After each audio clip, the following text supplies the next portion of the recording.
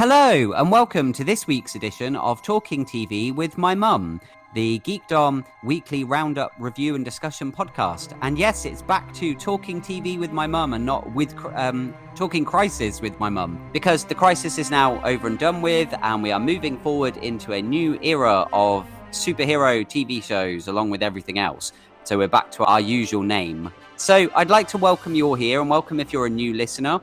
If you have just joined us for the first time, because as well as being available on the YouTube channel, which is where you may be listening, you may also be listening on a podcast platform, because we're out there in the world now, available on lots and lots of different platforms, from Spotify to Apple to Podchaser to Pocket Casts, you name it. There's Geek-Dom. Talking TV with my mum is available far and wide. So welcome. If you are listening to this through the YouTube channel, then please don't forget to hit that thumbs up button and leave us a like. That would be greatly appreciated. Also, leave your comments down below too. We like to get your feedback and know what you think about the shows we're chatting about and things like that. And there's the chance that you could get featured on the next show. And also subscribe to the channel. If you're not subscribed already, please hit that button. Please hit the notification bell, etc. And join the Kingdom of Geeks. Help us grow bigger and better in this coming year in 2020. That would be greatly appreciated. Now, if you are listening through podcast mediums, there will hopefully be ways for you to interact with us. So I know a lot of these places have rating systems, or they have places for you to leave a review or to leave feedback or comments of some kind. So if that's the case, please do so. I would really, really appreciate that.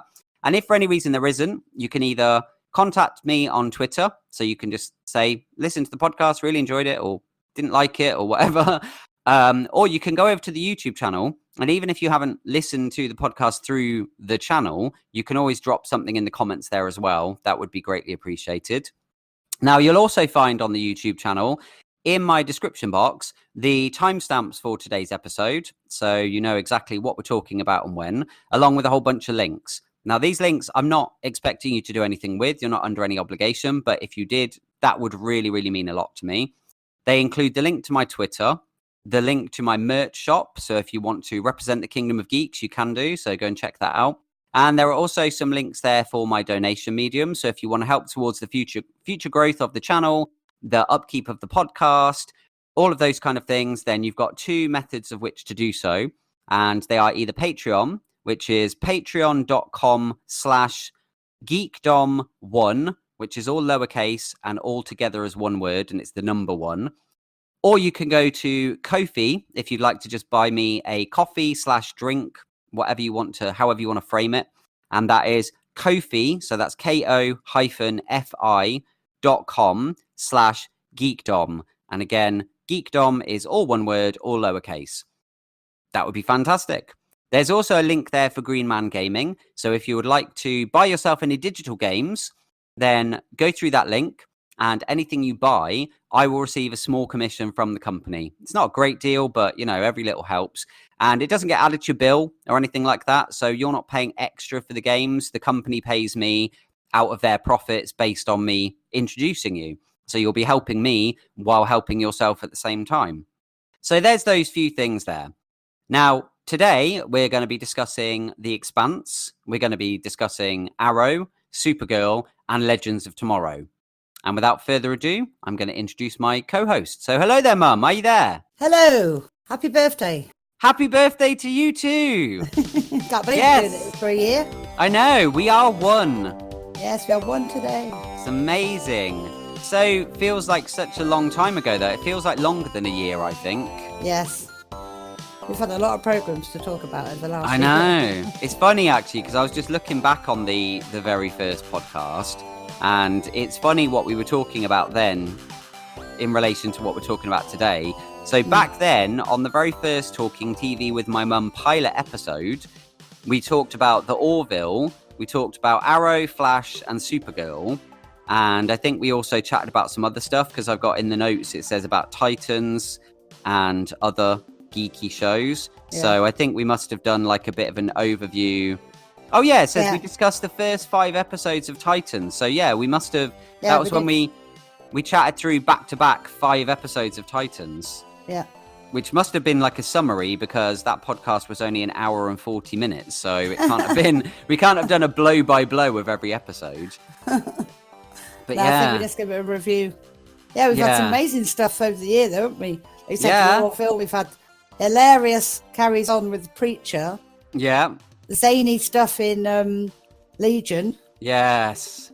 Lots of laughter over the whole year, really, with lots of stuff that's a bit upbeat, more than Star serious. Trek Discovery. Star Trek, yeah. American Horror Story, Walking Dead, Fear the Walking Dead. You know, we've covered quite a lot of stuff. So if that's your thing, and like I say, you're new here, then that gives you an idea of the type of programs we cover and the type of conversations that we have. So if you're on board with that, then you're in the right place.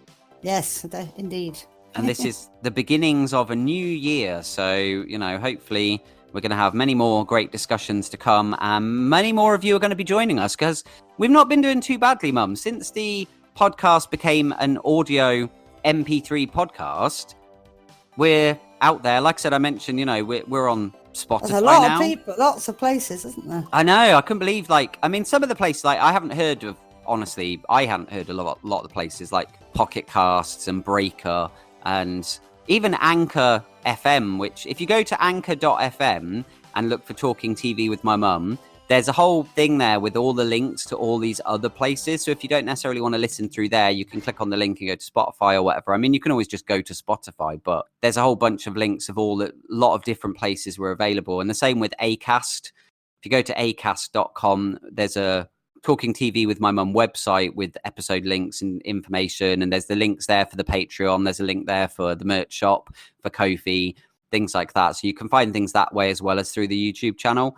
But when I keep getting these like emails through to say you've been verified, you're now on Apple Podcasts and stuff like that, you know. iTunes. Yeah, the fact that people can now, if they've got iPhone or whatever, they can go on and say, "Hey Siri, play Talking TV with my mum," and it will play our podcast. It's just That's so cool. Insane.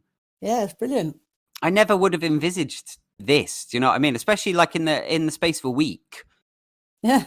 That we're being like verified on all these different platforms. And we've had, what did I say to you? I think before we started recording, about 20 listens/downloads over the last week or in just under a week. Yeah, it's brilliant. So that's not bad. And then obviously we're still getting the views on the YouTube version of the podcast as well. So yeah, brilliant. It's been a pretty successful first week. I mean, there was a downside to this week. I mean, obviously us celebrating our first birthday, we were hoping to have a guest on. We had everything lined up. We had all of the scheduling sorted and we were going to have a guest on. We were going to be joined by your local anti-hero, who is a good friend of mine, is a fan of the show, a fellow YouTuber, and he unfortunately suffered a catastrophic break in his computer.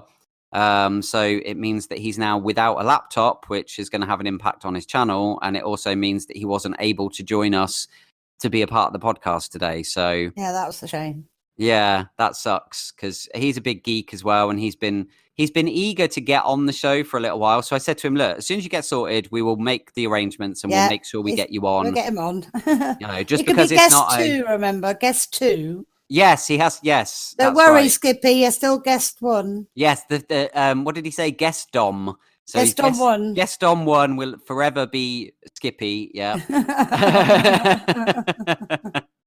But yeah, we will get him on in the future. And it, you know, obviously we were going to get him on specifically today because it was a special one, but it doesn't necessarily have to be like an event podcast that we get him on. We'll just get him on as and when we're able to. And then if anyone else out there wants to come on, just let us know. Yes, exactly. Let me know. Send me a message on Twitter or say something in the comments or whatever if you want a guest on the show. If you're a fan of geek/nerd culture and you watch, not necessarily, it doesn't even have to be these particular shows that we're talking about, because we've mentioned before, we watch a whole bunch of other shows that we don't cover. If you're involved in that world, you know, if you're watching things like The Witcher, if you're watching Titans, you know, those kind of things, Doctor Who, Star Trek, Picard, you know, whatever it is, if you're watching these kind of programs, we're probably watching them too. So we can chat about those kind of things. It doesn't have to be, oh, well, I can't come on because I can't get involved in the review part. You know, we want to talk to you about your fandom and your love of this kind of world and stuff. Indeed. So happy birthday to us. Yay! Where's the cake? Yeah, I asked for cake and nobody responded. I'm very disappointed with you listeners. They didn't even Nobody send us a picture of one. No, not a picture of a cake or anything like that. Hopefully people will listen to this and they'll send us belated cake. Cakes. Yeah. Because belated cakes are better than no cakes at all. Exactly. Oh dear. So that's obviously, as I mentioned, I was going to say about the different places. So that's a mention. So like I said, iTunes, Apple Podcasts, Google Podcasts, Spotify, all these different places where we're available for you. So there's no excuse now to not listen to Talking TV with my mum. You can download it and take us with you wherever you go. Indeed. I haven't really got any news or anything as such this week. I've nearly finished The Witcher, so that's cool. So I've got the last episode to watch at the weekend. Me and Zoe are going to watch that.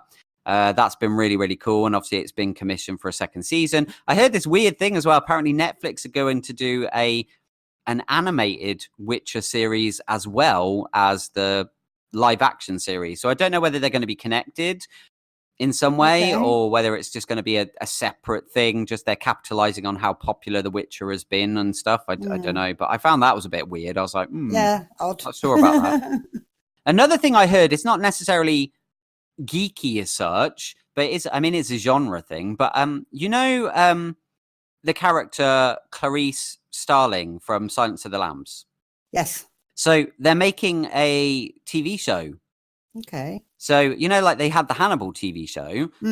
They're now making a Clarice TV show, which is apparently going to be taking place after the events of Silence of the Lambs. And it's going to be following her first year as a rookie FBI agent and her dealing with the fallout of everything that she went through with Buffalo Bill and with Hannibal Lecter in the Silence of the Lambs movie. Okay. It doesn't appear that they're going to have Hannibal Lecter in it at the moment, but there's a chance that, when it comes to the sort of the mid-season thing or whatever, they could quite easily have something in there. But I'm sure there's going to be references and things like that. But I thought that was quite interesting. I just thought I'd mention that because even though it's not, like I say, it's not geeky, it's not sci-fi and stuff, but it was interesting. I was like, I don't know. Maybe it might be all right. I'm not sure. But yeah, I don't really have much beyond that. We've got Picard starts. I think it might have already started, actually. Started yesterday, I think. Yeah, but we haven't had the chance to get tucked into it yet. So I'm sure we will between now and next week's podcast, so we can give some thoughts on it when we record next week. Or have you watched it already? No, I haven't watched it. You went silent there. You're going to go, well, I've actually seen it. No, I was working yesterday, so I didn't get to see it. Okay, that's fair enough. But yeah, we'll check that out and we'll give you our thoughts on that. But yeah, so I think that's pretty much everything. Apart from film. I have to give a shout out. So last week I did mention this, and I'm going to mention it again because I'm a huge fanboy and I have to get in my weekly Kevin Smith mention. So I watched the new film last night. Me and Zoe, she got it on DVD and she brought it over and we sat and watched Jay and Silent Bob Reboot, and I absolutely loved it. We weren't able to get to see it in the cinema because it only came out at select cinemas in the UK and none of them were here. So she got it pre-ordered and it arrived earlier this week. And yeah, we sat and watched it last night. And oh, Mum, we laughed so much. It was so funny, but it was also really heartfelt. There was lots of sincere moments in it. And it did make me tear up quite a few times throughout the course of the story, because there was some, like I said, there was some really sort of heartfelt, lovely moments. I have to say as well, I know I always, blow smoke up his ass, but like Kevin Smith. I need to watch this guy. I need to know who this guy is you're obsessing over. Amazing. I mean, I know he has his critics and stuff like that, but I don't care. I think he's great. I love all these movies. And for somebody that has watched all of the previous movies to watch this, and it was chock full of so many references and callbacks and Easter eggs to previous films. that was the other thing me and Zoe were geeking out about, because we were like, oh my God, it's this character from this film, or this. I'm not going to spoil it. I'm not going to say specifics, but it's like, oh, it's this character, or they just reference this thing, or like one thing I will say, because it's quite, you could miss it, but in the film Dogma, they unveil the rebranding of the Catholic Church in Dogma, and they have what's known as the Buddy Christ. And it's this statue of Jesus, and he's winking and like pointing his finger forward as if to say, hey, you, sort of thing. And it's really cheesy and caricatured. And they have a little model version of that in the truck that they're in the van they're in one of the scenes. It's on the dashboard of this little Buddy Christ. And it's like, it's the Buddy Christ from Dogma. So there's loads of that. There's loads of these little things that if you're a fan of what's known as the View Askew-niverse, which is because View Askew is the banner under which all these films come under. If you're a fan of those movies, then you'll notice all these other things. But even on its own, without having that background, it's still a very funny film. But it's very relevant to mention it on this as well, not just because I'm a Kevin Smith fanboy, but because of all the nerd references, because he's a big, he's not the same as us. Obviously, he's a director, he's a Hollywood star, he's got lots of money, he lives in a big fancy house. But he's, at his core, he's a geek, he's a nerd. And that shows in the film, from all the DC references, Marvel references, Star Wars references, all of these little parodies and these little nods to other franchises. The fact that one thing I will tell you, there's a few familiar faces that cameo in this film from Supergirl. Oh. Because he's directed a couple of episodes of Supergirl, he obviously went, hey, look, I'm making this film. Do you want to be in it? So he got a couple of the cast of Supergirl to appear in this movie. There's I'm not going to say who, but there's some other big cameos from other people within that world. Oh. Which I was like, oh my God, so there was some really cool stuff. There's check this film out now. Lots and lots of geek stuff in there, lots of fandom from, nerd culture and stuff like that. And it just shows like how much he loves this culture, because he's just crammed his movie full of all of these things. Yay, come on the show. So good. Yeah. So, I mean, if there's ever 1 in a million chance that Kevin Smith, you ever hear this podcast, it would be absolutely amazing. Even if you just send us a recorded message or something, just like, the chance to get to chat to you, get you on Discord and just have a bit of a chat with you, even if you've got like a spare 5 minutes in your busy schedule or whatever, it'd be amazing. But yeah, I know the chances of that happening are slim to none, but never give up hope. It would be awesome. It would just be so cool. And I'm not going to spoil it. I'm not going to say what it is, because I want people to experience it for themselves. But there is a moment, and it's at the very end of the film as well. It's after the actual film ends, and it's to do with a cameo that never made it into the film for particular reasons. And it really got me. It really emotionally affected me. Okay. Because the person is no longer with us. So I won't say who, I won't say what or anything like that. You've got to watch it for yourselves. But it really it was a shocking, I wasn't expecting to see this moment. And then the background to why it never made it into the film and stuff like that is just kind of oh, that's so sad. But again, I will say it's Geek-Dom related, not Geek-Dom as in me. I mean, within the geek world. Yeah. It's so good though. Yeah. Bravo, Kevin Smith. You did a great job.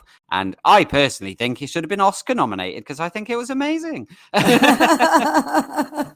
But what's great about it as well is the film is so self-aware. The comedy is so self-aware because they know exactly what they're doing. And it's written because it's called Jay and Silent Bob Reboot.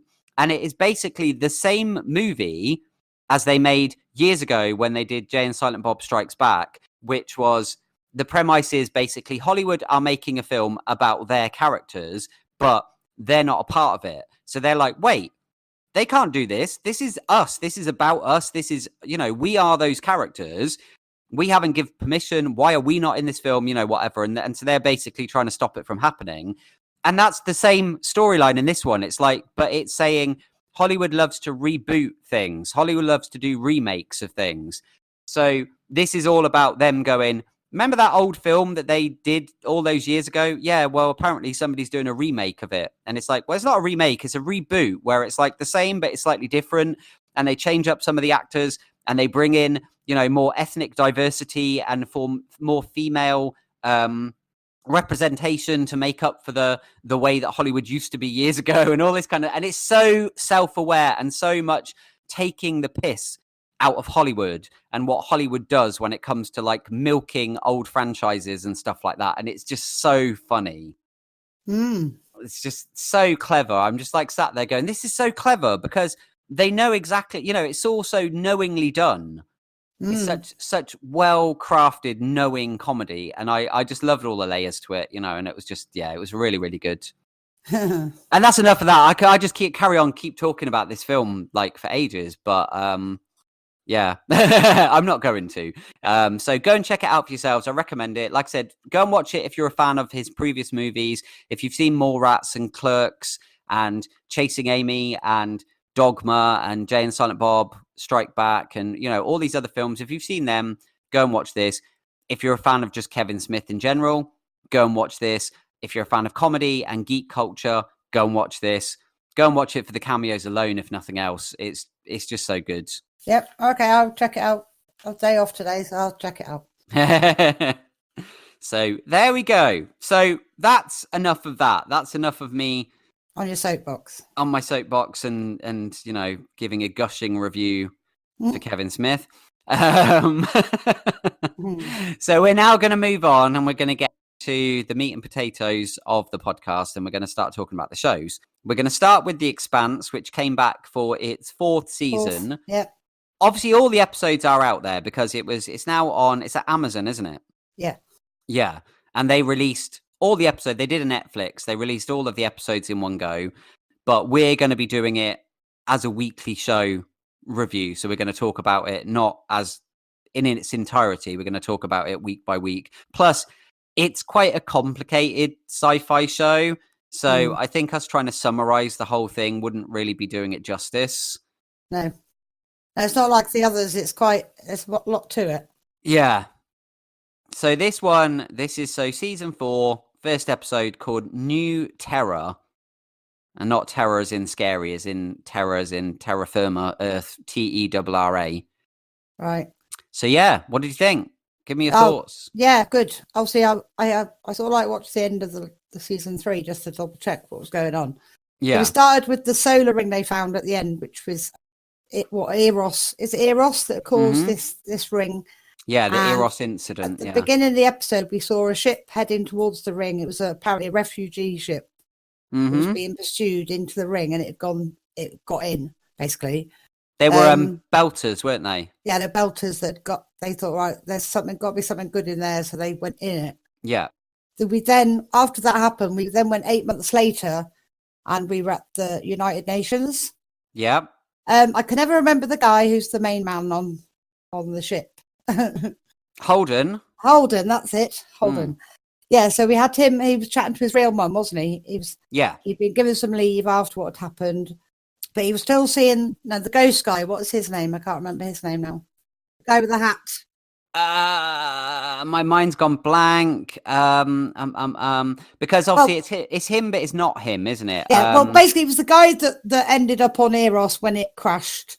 Yeah. As we go on through this season, we'll probably remember his name again. But yeah, so he's still with him, even though we thought that was the end of him after last season. Yeah. And he wants them to go through the ring. Yeah. Actually go into it. So he's gone off to see.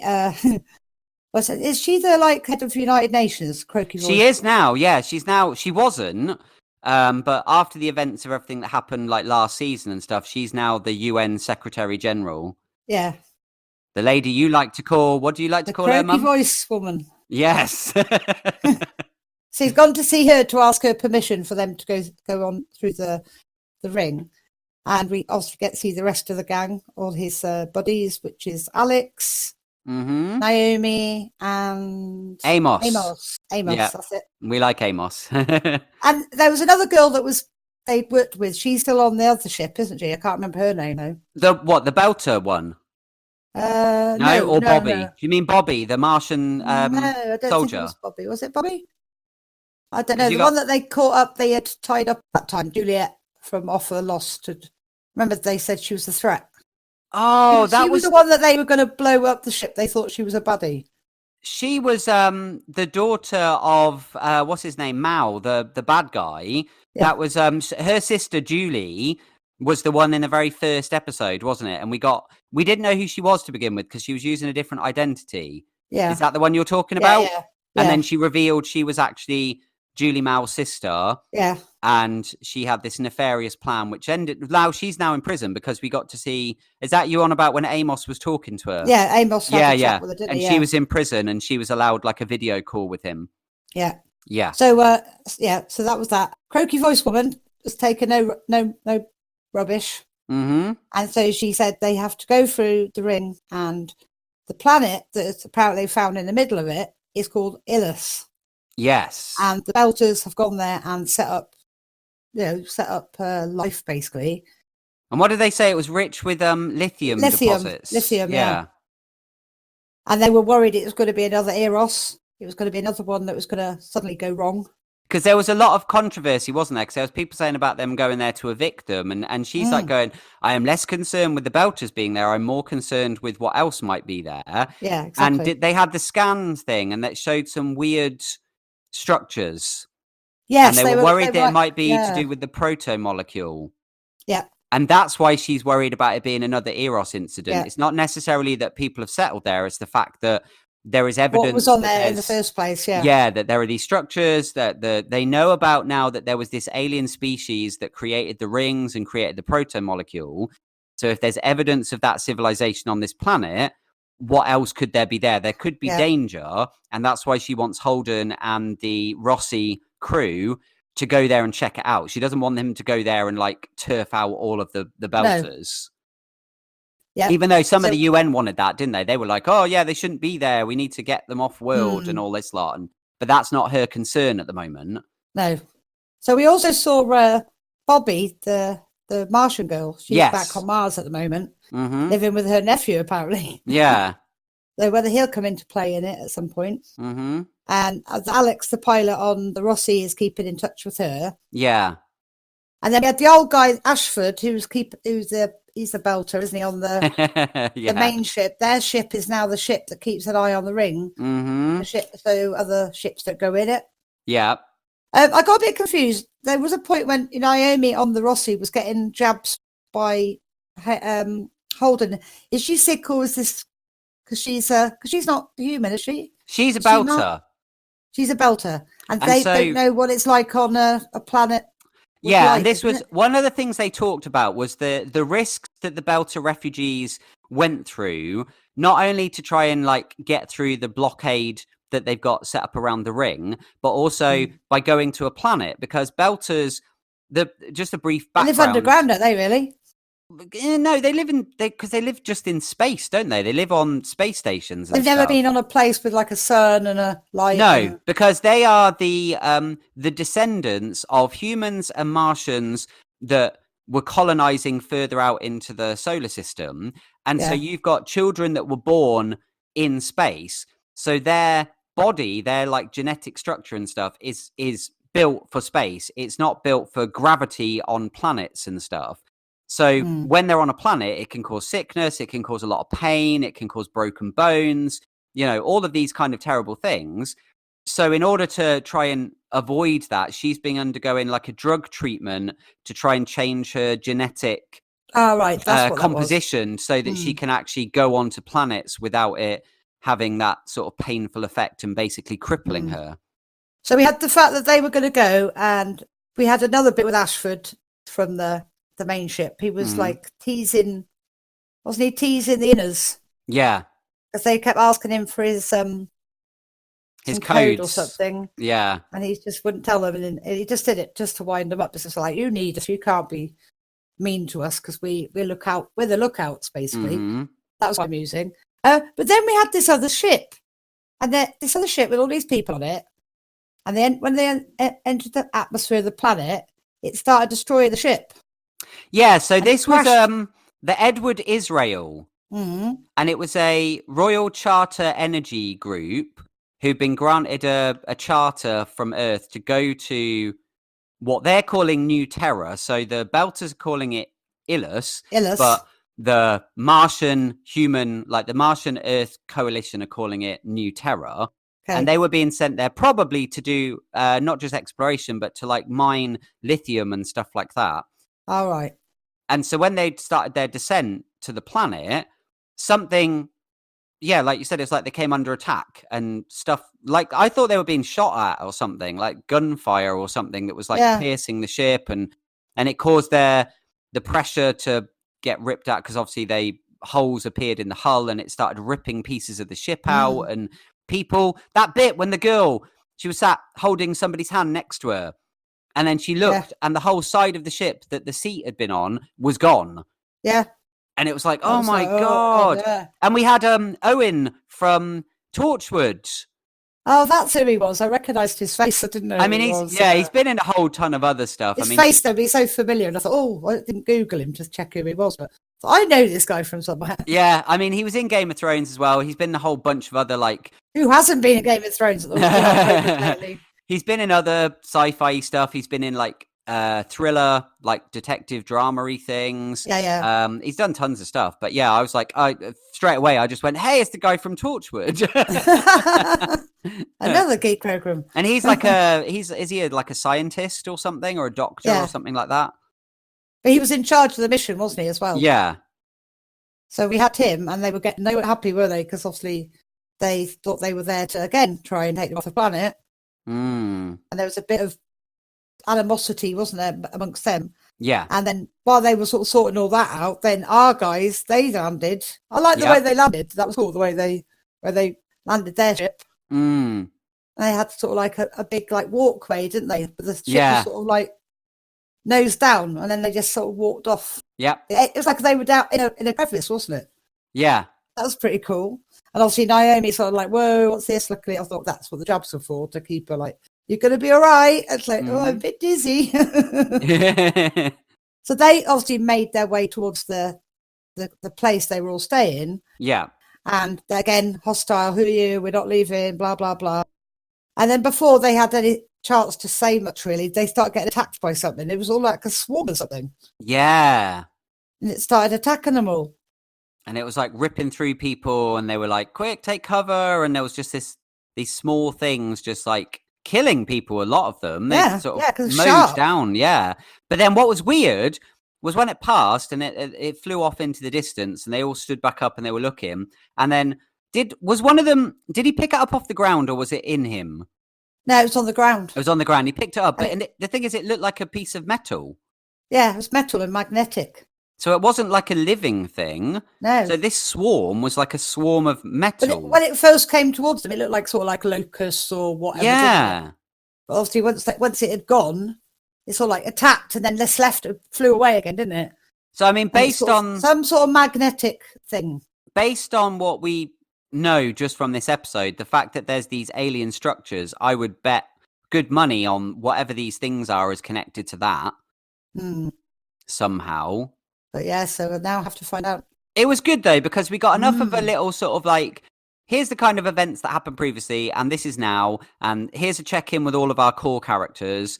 Like you said, even the belter guy, the old bloke that's the ship captain. And the girl. Obviously, drummer. Drummer. That's it, that was cool. She was like, she'd obviously been somewhere, and she was in an airlock, wasn't she? And she's like, I love, and like we talked before about their weird patois that they speak. Oh, they love this Jamaican. It's like Jamaican, Japanese, Cockney sort of weird. It's great. I love their voices. It's awesome. It must be great being an actor to learn that. Yeah, we got this new language, and this is how you got to speak, and you've got to kind of do a Jamaican accent, but with the kind of Japanese twist, but also with the kind of Cockney sort of rhyming slang type thing in there. It's like it's very unusual. It's very unusual. But yeah, I do like the way they talk to each other and stuff, and yeah, they had a bit of a catch up. Got to see most of them, didn't you? Saw everybody. Yeah, but Drummer's been promoted, hasn't she? Because she's now that ship they had last year that got taken over by the proton molecule, if I remember, was the OPA ship, the Behemoth. Yeah. And she's now the captain of that ship. Yep. And not only that, but it's the only human ship that is stationed within the ring. So it's a warship, and it's there, I suppose, to prevent threats from either side. Yeah. because you got all this stuff on the outside. There's all these like almost like police, like, you know, it's like a blockade. They've got other ships like where you have to have the verification codes. And then inside the ring space, which is this weird kind of fluid space between universes, Yeah. they've got structures. There are space stations and mining, like refueling stations and stuff. And then you've got this big battleship in there as well, which she's in charge of. Yeah, it's really cool. So it's really She interesting. deserves it after what she went through last season. Oh, God, I know. She died. Yeah, she she nearly did. sacrificed herself. So, you know, Mm. power to them. But yes, that's quite cool. So we got them on the outside, like policing it, because obviously after what happened on Eros, no, so we're not just letting anybody willy-nilly go through there. Yeah. Somebody did, so now they have had to send somebody in to see what's there, because there is a planet of some sort through the ring. Yeah. But yeah, it's very good. Like I say, they just reconnected with everybody, so even without And the guy, it was Miller. Miller. That's his name. Yeah, so Miller. Thomas Jane Miller, who was in the very first season, was a police officer. He was a Martian police officer, wasn't he? And he got embroiled in all of this mystery to do with Julie Mao and this weird disappearance in the space station, which led to all the stuff with the proto-molecule and the creatures and the aliens and the ring. Yep. But he died, or, well, kind of. He sort of became something else. And then somehow, like, went into Holden's mind, and then Holden can see him, but no one else can see him. But it's not like Holden's not, like, crazy. He is seeing him, but how he's seeing him and what he is, we don't really know. But then he left him, didn't he? Because when they went through the ring, he had that bit when he was like, you know, because he had other business, didn't he? And he sort of thanked him, didn't he? He said, "Thank you for coming through here and bringing me here." And then he was like, "I'll see you soon, kid." And he sort of just disappeared, like he's gone now. He's left him for now. He's got his own business. That's been an ongoing sort of weird sci-fi mystery that, as the show progresses, you know, we'll get. I mean, we know it's been renewed for a 5th season, so yes, we'll get more of this as it goes along. But yeah, very good start, very good, solid sci-fi. It's one of the best gritty sci-fi TV shows in years. So clever, and it's so complicated. You really have to pay attention to it, don't you? Yeah, you do. Yeah, but yeah, good start. So looking forward to next week. Yeah. But I just love, I love the characters as well. The dynamic of them all, you know, like Naomi's quite likable, and I like Amos is great, the mechanic, and I like Alex, the pilot. And I mean, Holden is Holden. I'm not a massive fan of Holden, even though he's like the hero. He's probably there's not much to him. He's called one-dimensional, isn't he? Yeah, he's just the stereotypical brooding hero character. Yeah, yeah. He's, you know, he's okay as a character and an actor and stuff, but I find some of the others are more members are more interesting, and I like the crazy old man, the belter captain guy, Ashford. Ashford, yeah, and I like drummer and stuff, you know. So, and obviously our croaky voice lady, what's her name? Christian, that's it. I can never say what her surname is. I can't remember the rest of her name. Avasrala or something. I don't know. Doesn't matter. And we have our feisty Martian and soldier, Bobby, who's very frustrated by the fact that she's alone. Like, now they're all out there. She was basically forced to retire from military service because there was that interesting conversation she had as well about like keeping your uniform shiny, because you never know when a war's going to break out again, and if it does, they're going to be looking for every available person.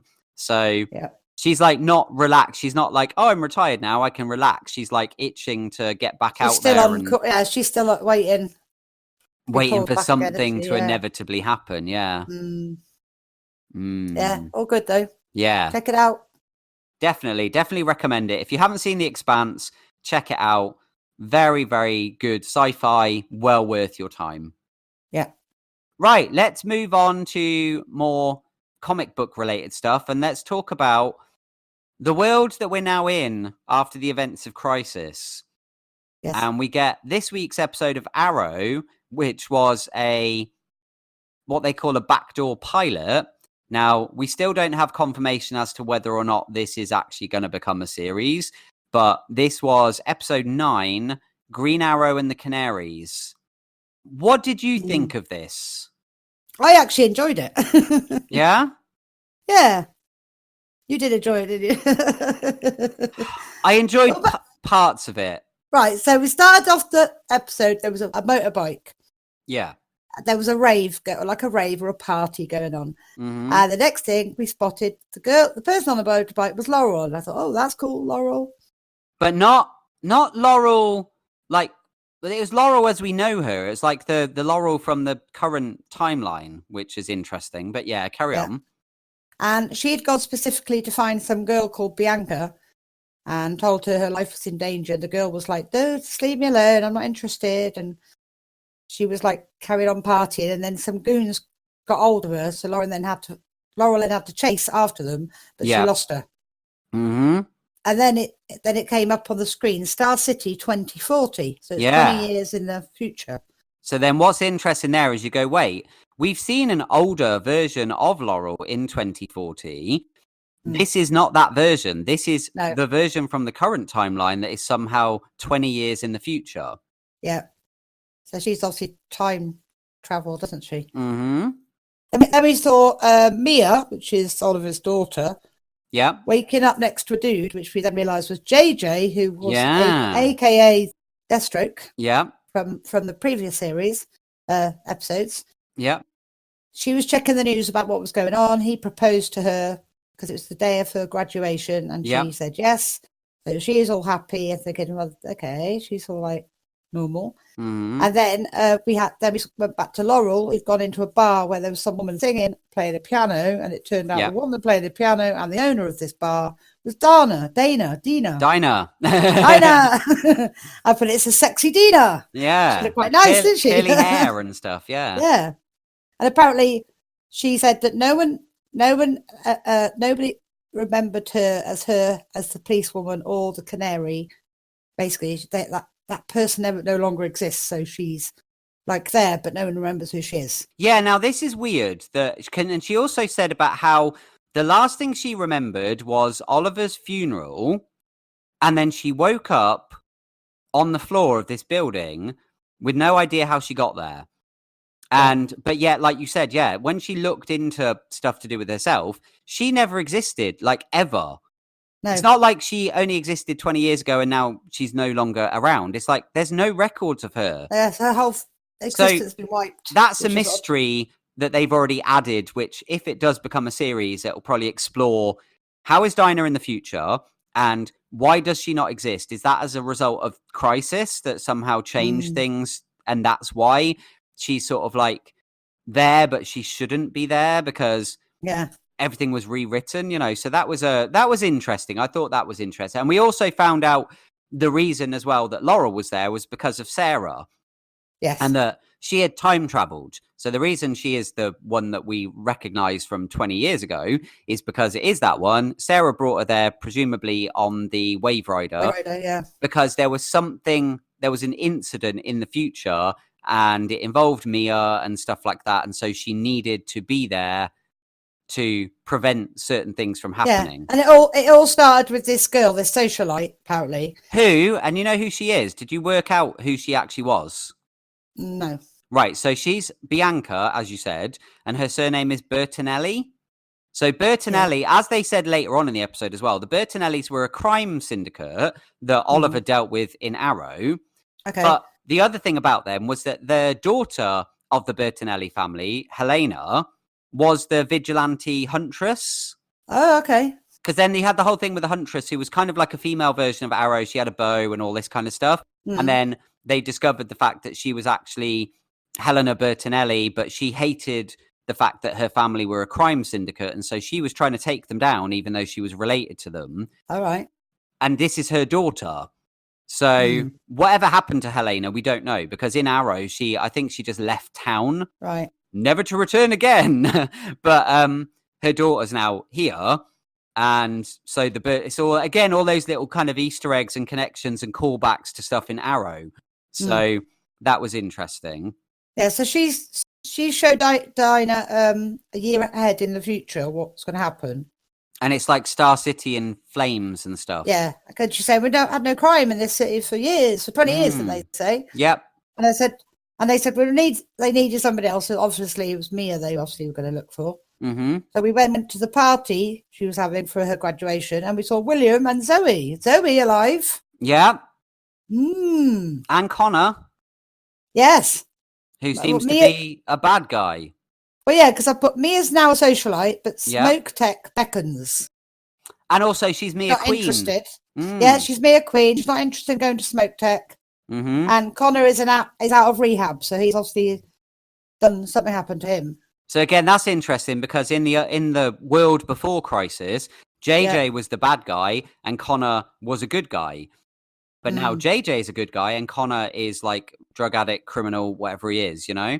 Yeah, it's weird, isn't it? The role reversal. Yeah. Yeah. So the girl that got kidnapped is a best friend of Mia. Yeah. But anyway, Laurel and Dinah have arrived at the party and she doesn't know who they are. Yeah, which was weird. And they told her they needed her to help them, but she's like, "Oh wait, I don't know who you are. Leave me alone." So Laurel had to do the Jean thing. Yeah, she had a ring. Yeah, and she had this ring, and she put it on her, like on the side of her head, and then overloaded Mia's memories with everything that we know. Yeah. So seeing her training with Nyssa, the fact that Oliver died, being there, the crisis, Deathstroke, living in the future 2040 when it was like a crime-ridden city, all of this kind of stuff. Yeah, so and all also stuff and Zoe JJ. dying. JJ and Zoe. JJ being a baddie and Zoe dying. So then when obviously she felt funny and they were all like crowding around her, when JJ went to comfort her, she pulled away from him. Yeah. Because she's now had all these memories restored. Yeah. And we found out how she did it because it was thanks to Cisco. Who had used John's powers, his Martian powers, and managed to replicate it into a device so that they're able to return people's memories if they need to. Yeah. Yeah. Cisco always gets in there, doesn't he? I love the little thing as well. Like, if you've never seen these shows before, when Dinah went, so a friend of Supergirl's teamed up with the friend of the Flashes to create this device. Yeah. So it's like, we're gonna make sure everyone knows who they all are. Yeah. So yeah, and she was really confused, wasn't she? And then they told her she was the Green Arrow. Yeah. And she didn't know what they was on about, but she sort of did. And then goes, I don't want to be the Green Arrow, but I'll help you this time, once only. Yeah. And that's it. So they've gone to visit the parents of the girl, the Bertinellis. Oh, isn't that a pasta? Yeah. A brand of pasta. The Bertolli or something. Oh, yeah. Nearly. So, yeah, she'd gone to see them so that Dinah could get into the building to bug it. Mm-hmm. So she had to distract the parents. Yeah. Not like a wine over or something. Now, they didn't speak to the cousin. I thought it was the brother at the time, but I thought he looks dodgy, that haircut. Yeah. I think he's going to be something ominous about him. I was going to write it down, then I crossed it out, but obviously I should have kept it in because eventually he came into play again, didn't he? Yeah. So they bugged the building, and did they go then back to? They went to another place, didn't they? Another drinks party. It was at the same place. Did they go back to the graduation place because Laurel was enjoying the free bar? Oh no, she was enjoying the free bar at Dinah's bar, wasn't she? Yeah, no, and what's weird is the place that Dinah lives, so she's got this like apartment above the bar, and it's got all like clocks. Yeah, like the old like clock tower thing that was in the early days of Arrow stuff. Yeah. Yeah, it looks like the place that Oliver had his club, didn't it? Yeah, I think so. But yeah, so poor old Dinah, no one remembers her, and I just love Laurel's sarcasm. It was just hilarious. She's just like, I like Laurel. I'm glad it was that Laurel. Yeah. Because her character is awesome. Well, yeah, this is one of the other interesting mysteries they've got going forward. I mean, whether they'll address it next week in the finale of Arrow, but like, this is Earth 2 Laurel still. So even though her reality, so obviously they remade reality, everything's been rebooted. Earth 2 is now a different Earth 2, but this version of Laurel is still around. Yeah. So it's like, how is that possible? Like, how is she still that version of Laurel from Earth 2 that used to be, that was a villain and then became a good guy? And, you know, it's like, so there's question marks around that as well. Yeah. So they got some intel about the cousin of the girl that went missing, Mm-hmm. and they wanted her to suit up in the Oliver's suit, which is now her suit, but she said she didn't want to do it. Yeah. So they went, oh, cool motorbike. Yeah. So they intercepted him, her cousin Logan, and there was a big fight. Mm-hmm. And they said, oh, we'll keep them busy and you go and get what we needed out of that car. See if the girl's in the car. Yeah. She'd gone to do that. Some guy attacked her, and then obviously she went full arrow mode, didn't she, and started fighting him. Yeah. But there was no girl in it, but there was some green drugs in it. Yeah. It's just like, oh, what are these? And then they, there was that one, they let off some spark, didn't they? So it's sort of a flash, but in the background they could see Deathstroke. Yeah, that's right. And it was like, oh. So they couldn't get the drugs, obviously, because they did that to stop them getting it. Yeah. Like, Deathstroke. Oh. Mm. So we had all the stuff for Mia being there to prove it's not JJ, saying, right, if you don't think it's him, as Deathstroke, she told her all about Deathstroke, said they've got to go and find out if it's him or not. Yeah. They went to they went to the drinks party, the separate thing. Mm-hmm. They had to find a device or something. Yeah. Laurel was trying to get past the guard, but he wouldn't let her get past, and Mia used her charm and got. Yeah, we past don't it. know how she did it, because she was like, leave me to this. And she was like, oh, I can't get through there. How are you going to get through there? And she went, oh, and she just, the next thing, the guy just lets her through. Yeah. So she had to get on the PC or something, but while she was doing it, some alert came up to sort of. I was obviously told the security that somebody had hacked the computer. Yeah. And then JJ turned up. Because obviously she was trying to find out whether he was Deathstroke again now. And then what it turned out, the secret files that he had were actually to do with their plans he had for their honeymoon. And he'd obviously set up an alert so no one could get to them, so he didn't get to see it. She didn't get to see it. But there was also, there was a video of Bianca somewhere exotic. He said, look, she's fine. Yeah. Nothing to do with me. She's here. But obviously she's doubted him now, hasn't she? Because she questioned him and claimed it was him. And he broke up with her, didn't he? Yeah. Because he was like, the way she's acting and all this kind of, and they can't trust him and all this. And he said, I don't think we should carry on seeing each other and everything.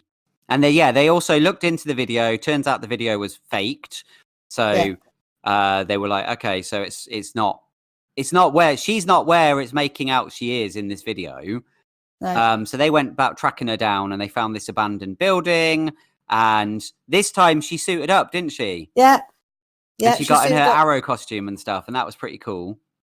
And the guy that was there was because earlier on at the party, at the graduation, William had obviously got friendly with some guy called Trevor, and she said, "What's happened?" Oh no, it didn't work out. Yeah. So this guy called Trevor apparently was the guy that was the baddie, wasn't he? Yeah, he was the Deathstroke, and wasn't he? He'd used the Deathstroke mask. It was him. Yeah.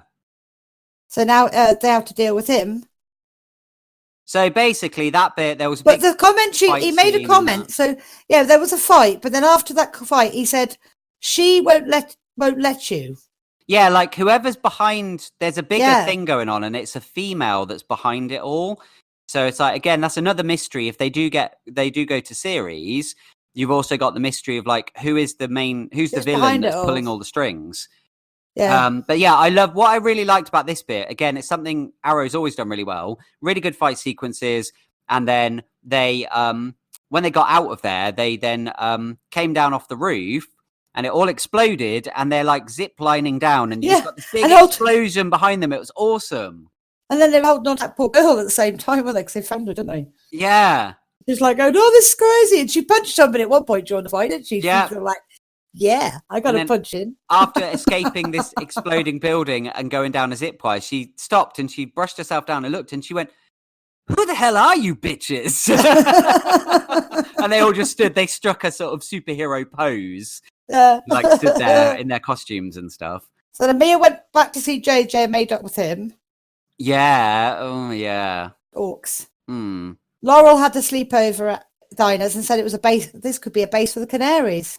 And she went, Canaries? And she said, yeah, and said about basically being a thing for other young women.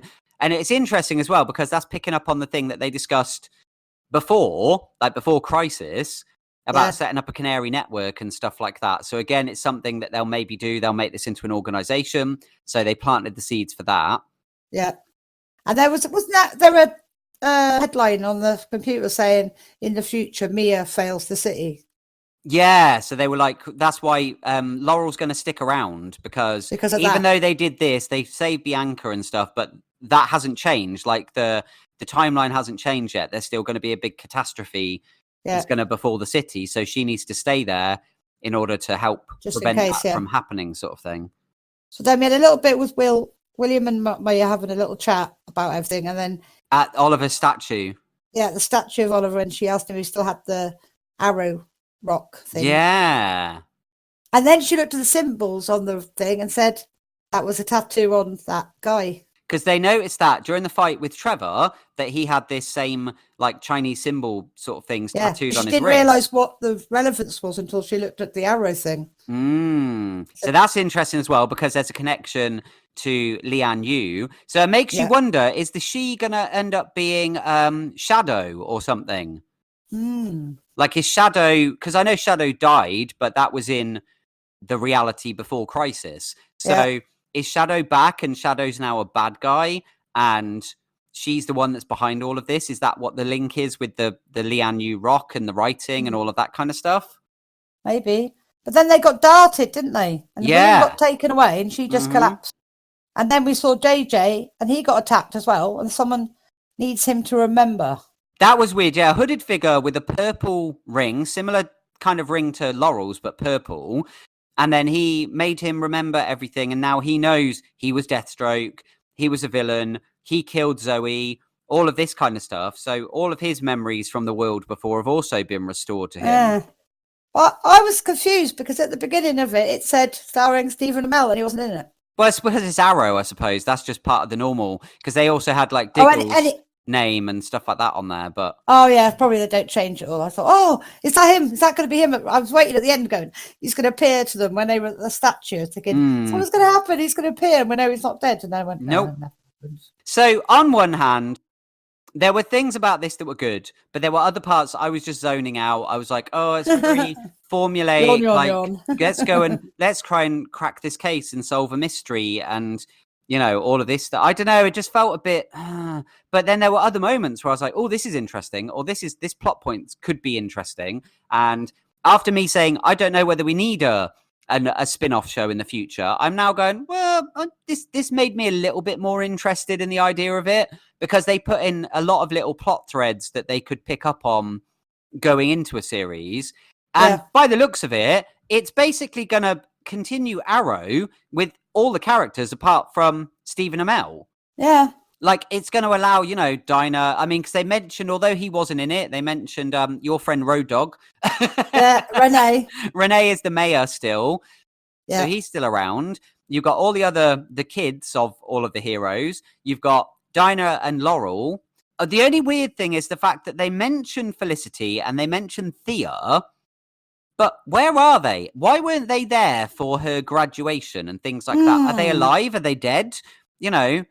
That was all a bit strange. 20 years in the future. And we had because she's supposed to appear at some point, isn't she? Is she not going to appear to the end of the Arrow season? Who? Felicity. Oh, yeah, no, she's in next week's episode, yeah. Oh, okay. Oh, you know that for a fact? Yeah, because they made it clear, didn't they? They said she was returning for the finale, so... But she should have been at the graduation, shouldn't she? That's with the weird thing. Is like, what in this timeline, in 20 years in the future, is she not around anymore, or what? And where's Diggle? Yeah. In all of this. So, I mean, I don't know. I mean, part of me is like, I am intrigued by it, but there was also a lot of it that I was just like, it wasn't the best episode. There was a lot of like, a lot of the lifestyles of the rich and famous kind of stuff with all of the, oh, look at us all pretty people at these parties and all of this kind of thing. Yeah. So I don't know. Yeah, so we have to wait and see.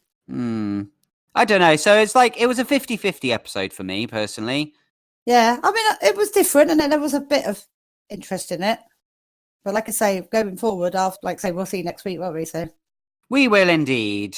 But yeah. Oh, just a quick mention. One of the other shows affected by the crisis, Batwoman. Yeah, we said, hopefully Batwoman will get better. Yeah, no. It was still, it went back to its normal. There was things in there. They mentioned like you had the, they have this like voiceover that's like from the news in like nearly every episode where they're like certain things happening in Gotham City and blah, blah, blah. And they were like, it was like, you know, the world still is reeling from the death of Oliver Queen and all of this, so there was mention of that. When she spoke to, what's his name, Luke, she talked about being a paragon and all of this stuff. So there were lots of little references to Crisis. Yeah, but nothing concrete. But then it was just like, oh, let's carry on with our story, Yeah, a little bit like with Black Lightning, it was the same, wasn't it? Yeah. But it was like, my father's been put in prison. My stepmother is dead. My crazy sister is crazy still, and all this kind of stuff. But they did throw something in that I'm now like, okay, maybe it will start getting a bit more interesting. Because I'll tell you, because you're unlikely to watch it. So there was a bit where there was some sightings of Alice. People had seen Alice and they called it in and stuff, but when they went to where she was apparently supposed to be, nobody could find her. And then at the very end, Kate returns to the Wayne Enterprises office, and there's a woman waiting in the office, and she turns around and it's Alice. And she runs towards her and like grabs her by the throat. And she's like, "What are you doing?" And she's like, "I'm here because it's our birthday." And she's like, "Why are you shouldn't be here. How did you escape this, that, and the other?" And she's like, "What are you talking about?" And she's like, "You got caught and like blah, blah, blah, all this, that, and the other. And you've got some nerve showing up here and this, that." And she's like, "Kate, it's me. It's Beth." And then she goes, "What?" And steps back. And it's like, it's her twin sister, as if she never disappeared and never ended up never being found and becoming Alice. So now there are two versions of her sister in the city. There is the existing timeline. She, was missing. She grew up and turned into a crazy homicidal maniac. But then you've got this other version who clearly that never happened. So that was like, and so this is going to be like connected to Crisis. It's like, so she that's changed Earth something or because something. of that, yeah. So that was interesting. That very last couple of minutes of the episode was interesting, and I was like, this could potentially get a bit better. But the rest of the episode itself was just like, it's just the usual. Oh dear. Yeah. So another show that was dealing with the fallout from Crisis that was much, much better was episode 10 of Supergirl, entitled The Bottle Episode. Now, the wording of this episode is interesting on two levels, because on one level, it's something to do with the episode, but also a bottle episode is normally within TV shows where they've had like a big story or something, and it's like the next episode afterwards will be like a self-contained story. Yeah. So that's kind of what it was. So it was like sort of, Crisis is over. This is like a story now of Supergirl. It's not carrying on with all the other characters, but it was still dealing with the fallout of that. But it also worked on another level as well. So yeah, so that being said, so what did you think of this week's episode of Supergirl? Well, it was really strange because at the beginning we had an advert for the DEO, which had Lex in it, Supergirl in it, Lena in it as well, wasn't it? Yeah. But I don't think any of them had been involved in the advert. No, yeah. Because Kara and Alex were discussing it, weren't they? I don't know. I think maybe they were, but it was one of those like Supergirl it was under duress. Like she's did this advertisement, but she had to do it because she worked. Well, they showed Lena in it, and they showed Lena not being very happy with Lex. Yeah, but that doesn't mean that because they're part of they've got to put on a show for the public, haven't they? Yeah. So we had all the thing about Kara again wanting to tell the truth to Lena. And then we saw Lena with her ghost of Lex. Well, yeah, because we got a little bit the fact that all of the Supergirl crew now have all their memories because John gave them all their memories back as well. So they all know about everything that happened with Crisis. And so she was talking to Kara was talking to Alex and sort of saying, well, the Lena now in this world is not going to know that stuff. So in a way, I've got a fresh start, but I don't want to repeat the mistakes. So I need to tell her the truth now. And Alex was kind of questioning whether or not she should go down that route and stuff like that. And she's like, no, we did this once before. We kept it from her and look how it all ended. Yeah. This is almost like a do-over. This is a fresh opportunity for me to be upfront with her and tell her the truth this time. Yeah. But obviously, so we had Lena with Lex and he's so horrible still, isn't he? Yes. Still trying to turn her to his own advantage. Like, you don't want to trust Kara. It's like, and she mentioned Leviathan, and he had never heard of it.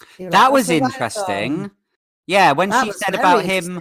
Yeah, because then we got the reveal that obviously Lex gave her memories back. So even though they are under the impression that Lena doesn't remember anything, in fact, she remembers everything because Lex was able to... What was it with Lex? The reason he gave her memories back was through a drug, was like he gave her something. Yeah, I'm not quite sure. That sort of that brought her memories back. So as a result of him being a paragon, he's somehow been able to manufacture something that he gave to her that brought her memories back, so she knows about the world before Crisis 2. And yeah, she mentioned Leviathan, and she said about him being a puppet, and he was like, what's Leviathan? And it was like, how does he not know about this organization, these aliens and stuff? That was interesting, wasn't it? So then we went to Brainy and Nia chatting away, and when they're going to get an ice cream or something. Yeah, they were walking down the street or something. That's right. He said, he was like, he'd learned from not being overzealous with things, because obviously last time she was like, no, just normal, be normal. Yeah. And there was another Brainiac there. Which was really weird, and he was dressed slightly differently. He had his hair tied back in a ponytail. And they were like, imposter, imposter. And they were like, and they both like arrested each other and said about taking each other in. That was funny when they were trying to handcuff each other. Yeah. Oh, it was great. I mean, this episode was very much a very brainy-centric episode. It was. It was great. So then he goes to the DEO. Well, they go to the DEO, and they're like saying about reporting an imposter and all of this stuff. And Alex is like, which one of you is my Brainy?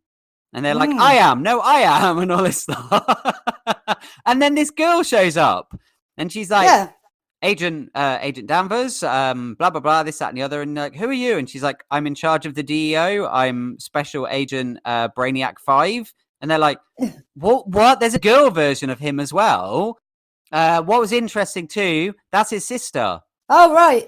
The girl that played the female Brainy is actually Jesse Rath's real life sister, Megan. Oh, wow. So that was pretty cool. But then there was other Brainiacs there, wasn't there? Yeah, there was like an emo... mopey Brainy, and then there was another one, and then something happened to one of them. Yeah, he started disappearing. He goes, "Don't open the bottle," and just disappeared. It's like, what? And he like died, and they said it turned out that it was something called, what was it called? The anti-life equation. Yeah, like which is something from the comics, and it in this world, like, because in the comics, I don't think it was designed to destroy like robots and AI and stuff, but in this version of the story it is. It's like a virus that infects artificial life forms like them. Yeah. And he'd got this and stuff. And then they're really confused because they're like, where are all these Brainies from? And they're like, they're from other Earths that somehow got portaled like to our Earth after the events of Crisis. So somehow they all ended up here along with, so there's all these like doppelgangers from various different Earths, but they obviously don't have Earths to go back to anymore. No. Because the versions of the multiverse they came from don't exist in this new version of the multiverse. No. And that got further expanded upon when they went to the bar that they usually go to. Is it Owl's Bar? Yes. Is now two Owl's Bars smushed together. So you had two versions of the same guy behind the bar. And they're witches from the other... Yeah, from the other witches from the Kryptonian witches, yeah. But they're like just like low key, like trinket, like selling fortune teller type people. Read your palms, I'll give you this, and all this kind of stuff. It's like, what the hell? It's all really bizarre. It's so strange. So that again, that's a result of the Crisis stuff. They've been amalgamated from another reality, and it's almost like they're all like these weird refugees from other Earths that have somehow ended up here. And they're all like on our Earth now when they've got nowhere else to return to. They don't have a world to return to. So yes, you had this mystery of all the Brainies, and it was great getting to see him playing all these slightly different versions. Characters, yeah. And he was really out of sorts though, because he didn't seem to know what was going on and like the things they were talking about. He didn't know what the anti-life equation was. He didn't know. And they were like, "Why are you like this? Why don't you're supposed to be us? We're all supposed to be the same." Yeah. And then we got a reveal about him, didn't we? About he has the things that we've always just thought are part of him. Inhibitors. They're inhibitors. Yeah, he's got these 3 inhibitors on his head because he's afraid of becoming something bad. Yeah, and his father had put them on him, didn't they? Yeah, Didn't he? and then he told this story about when he was a kid, and it was, what was it, the first time he saw snow? Yeah. And he loved it so much that his mother, like, got snow for him, and they're like, oh, that's really nice. And he's like, no, she bottled the whole Bottled to planet. the snow. Yeah. And he was like, and then because there's this thing, because I mean, there's something you'll know about from watching Krypton, that's what brainiacs do. They steal worlds and they bottle them up and stuff. Yeah. So this is something that the brainiac, like, people, that's what they do. And so fearing that he would go down that path himself, that's why he got these inhibitors. So the father obviously wasn't a megalomaniac, but the mother clearly was. Yeah. So the father put these inhibitors on it to prevent his son from becoming that way. But the side effect was that he was no longer connected to the big brain, the kind of like central computer system that all the brainiacs are like. And that girl told him that, didn't she? That woman, that other Brainiac 5. Yeah, the female version, yeah. That he told him he shouldn't be wearing them. And she said, He said he was worried about what he'd become, didn't he, to like his friends, to Nia and everybody else. Said what it'll affect my relationships with everybody, so that's why he didn't want to take them off. Yeah, so it was really sad. You felt really sad for very Brainy. Sad, yeah. The fact that he's like not been able to be himself truly, always living in fear that, like, what if, and especially after what happened to him last year when he did go a bit like doolally, you know, when they had that whole thing when it was him and Nia and they were trying to get people off world, and he like kind of short circuited and became all like evil Brainiac. Yeah, so he's obviously got this worry that, like, oh, there's this element that's there in me, but then the rest of them are like, well, but we don't have inhibitors and we're not like that, so you don't have to be like that. But because of this, he was unable to see what was in front of him, which was who was actually behind all of this. Yeah. And it turned out to be one of the other brainies. Yeah, the other brainy had stolen something, and it was agitated. Oh, it's because he'd bottled the planet or something, hadn't he? Yeah. So before he put all the souls in the planet, before the crisis, like the antimatter wave had wiped out the multiverse he's from, he used the Brainiac like bottling technique to bottle his world and then escape to this Earth, to this universe. And the idea he had was saving his world from the antimatter wave so that he could then release it from the bottle and it could exist again. But that would have been catastrophic if he'd opened it. Yeah, because they were like, if there were two of the same Earths in the same place, like, it would destroy both planets. Yeah, so that's why they weren't allowed to open it. Nia talked him round, didn't she? Because she sussed up what was wrong with him and told him to take the inhibitors off, didn't she? Yeah. They said that's the only way you can do and help. Mm-hmm. There was another little bit that we had. Lex had a meeting with Kara and Alex.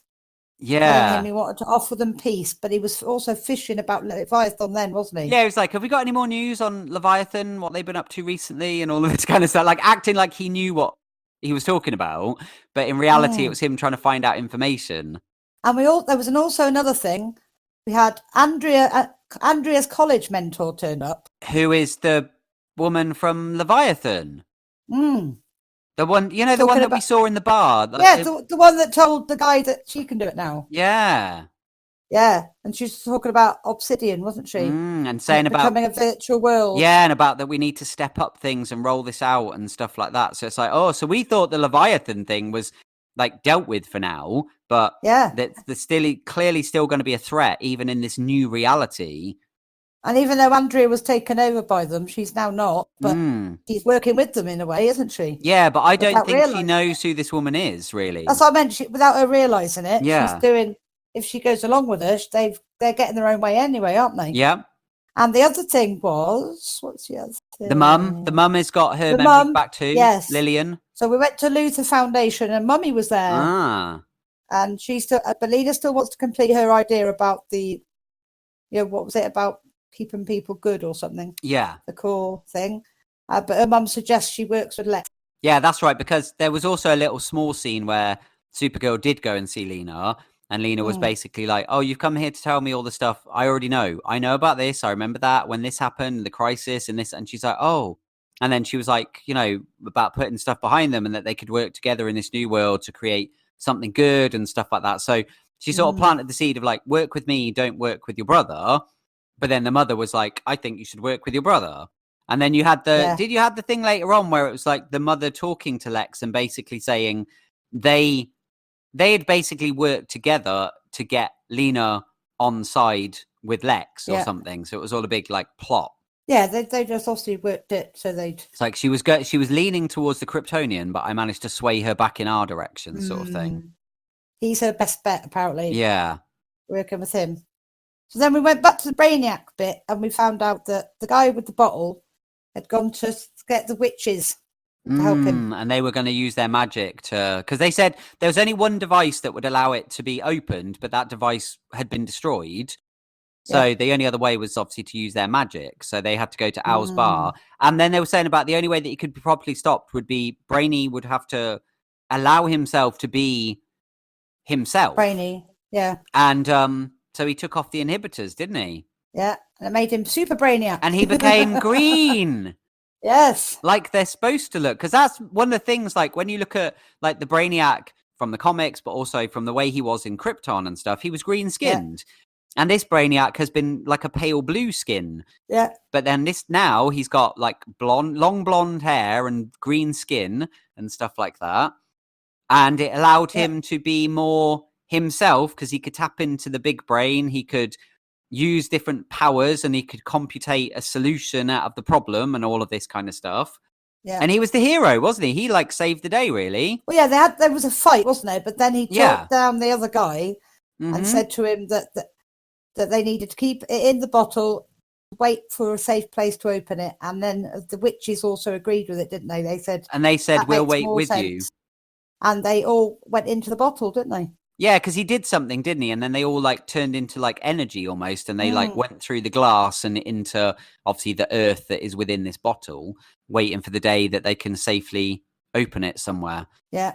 So then Brainy embraced his true self and saved the day, and then you had like the other Brainies went off like, and they said they were all going to join. Their work was done. They didn't have a world to return to. So they were going to do the thing that is only natural for their kind, which is to become one with the big brain. Yeah. So and it means them removing their things. And they put them all on him, didn't they? They said like you're the one true Brainiac now kind of thing. And before the girl went, she told him something. She told him that Lex is trying to find out about Leviathan and he needs to work with him and give everyone up till it's done. Because she said, on my world, I did, I fought against Lex Luthor and I didn't help him. And as a result, it was a catastrophe and like Leviathan basically took control and all of this kind of stuff. So you need to work with Lex to bring them down, but you can't tell anybody. No. You've got to cut yourself off because you'd be putting them all in danger and they might try and stop you because of the fact that Lex Luthor is a villain. So you've got to operate in secret. And as a result, it means that you can't be tied to anything. So he went and broke up with Nia. Oh, no, that was so sad. Yeah. That was sad, wasn't it? And then he went to see her to do that. But before we saw him finish that bit, we had a press conference, which is when Lena had decided to reveal that she is now working with Lex. Yeah. But that English guy, what was his name again? Oh, yes, the reporter. I want to say it's Malcolm something. Is it Malcolm? No, I don't know what his name is. But him. Yeah, he was there. he told Kara that he doesn't trust him. Yeah. And he still think there's something else going on. Mm-hmm. And Mummy's involved as well, isn't she? She was there. So now Kara's got doubt in her mind about it all, which is good. Yeah. Obviously that was that bit. But then we got Brady went to see Lex to offer him his assistance regarding Leviathan. And I put, who was that picture of? Win. It was, wasn't it? Yep. I don't recognise that face. Who was that? Oh. Because he said, we have got another exile that's just arrived here on our Earth. And he's like, somebody that could have information and could be very useful to us. So we need to locate him. And he showed him the picture and it was Win. And it's like, oh my God, the last time we saw him, he headed off into the future with Mon-El and the rest of the Legion. So is it that Win? Is it Win from another Earth? It's like, there's so many questions now about what version of Win is this going to be, and what does Lex want or need him for? So yes, well, I presume it's from the future, because he's been in the future. It's going to be something to do with like what he needs to know about Leviathan or whatever. But it's like, so it's interesting that they're bringing Win back in, whether it's just a one-off or whether he's coming back. Because we heard, didn't we, ages ago? Do you remember when he left the show and it was like they confirmed that he was going to be returning? Yeah. At some point in the future, but I don't know whether it's a permanent return, whether it's a guest star thing. Well, I they don't know. buddies, him and Brainiac, weren't they? Yeah, because Brainiac took his place, didn't he? Yeah. Brainiac he was the Win of, like, Win was what Brainiac is now. He was the tech guy, the support guy, the comic relief. And then obviously Brainiac came into it. Them two worked together. They got on really well. And then he was confident in like, you're the best person to take over from me. And I'm now going to go into the future with your friends and help them, sort of thing. So going forward, well, I mean, how's that going to affect Brainiac with Supergirl and DEO? And has he got to like cut all? Well, he's got to be there, hasn't he? Because obviously Lex is with the DEO. So it's going to be very interesting how they're going to work this thing with Brainiac. Yeah. So I'm excited about watching it again. Yeah, definitely. Very good. Still keeping up the good script writing, Supergirl was. So I was really pleased that even after all the, the crisis and everything, it still came back. Although last week's, the other day was a bit weird. Yeah. But this one is like more back on track now again, isn't it? Yep. It's like, So yes, good. Yeah. Now we move on to the final show, and we've left, in my opinion, the best till last.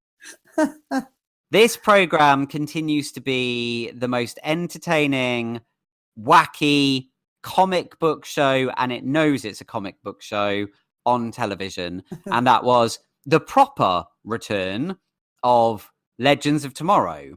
And I say the proper return because obviously last week's one was part of the crisis. So this is their first proper standalone episode. Yeah. And it was called Meet the Legends. Yeah. You can start this one. Oh my God. Where do I begin? So basically it was like voiceover narration, and it was like talking about the Legends of Tomorrow and showing all these things and showing them on the news and showing them at the Oscars, I think, or something. Showing them at a sports game where Obama was there and stuff. Showing their fact that they've got like Funko Pop figures of them. They're on the cover of magazines. And basically they're famous. They are very famous now, not because of Crisis. They're famous for what they did last year with the thing with the like stopping the demons from invading Earth and all of this kind of stuff. So they've become celebrities. And also the reason they're famous is, and this is like a documentary about them, is based on Ava. That's her name. Ava. Yeah, Ava Sharp. She was. She got interviewed by the Time Bureau people, and they wanted it documented that they do. Because obviously they've done lots of underhand stuff, haven't they? Yeah. And in order to fund it, they had to do this, didn't they? They had to agree to this camera following reality type TV show. Yeah. Well, she thought it would be a good publicity thing to show how good the Legends are, and to basically allow them to have their funding so that they can continue policing time and space. Yeah. Because obviously they were going to have all their funding pulled. So they decided to do this documentary, this fly on the wall documentary, to let the world meet the Legends and get them the money they needed so that they could just carry on saving the world, basically. Yeah. So it was good because we saw everybody, didn't we? Yeah. Nate was left behind. Obviously, he didn't go on the crisis because he had that near-death experience, didn't he, at the end of previous season. Yeah. We had the new guy, the ship technician, who is the brother of the girl. What was her name? Zari's brother. Yeah, what's his name? Berard or something. Or B as they call him. Yeah. We obviously had Charlie, who's the shapeshifter. Yeah, we didn't see Charlie very much. We'll talk about Charlie quickly, because Charlie was her usual crazy like, you know, Londoner, like, you know, or a punk rocker type thing. And she was like saying, oh, I just want to go out and get wasted, and I'm going to get wankered, and I'm going to go and I'm going to steal the shuttle and just go off for a joyride and all this kind of stuff. She's like, all of the stuff that's been going on around here, I need to get out of here. And so she just like went and just like stole the little shuttle and just like disappeared. And we didn't see her again for the rest of the episode. I don't think we did, no. And B was sat in his room like smoking weed.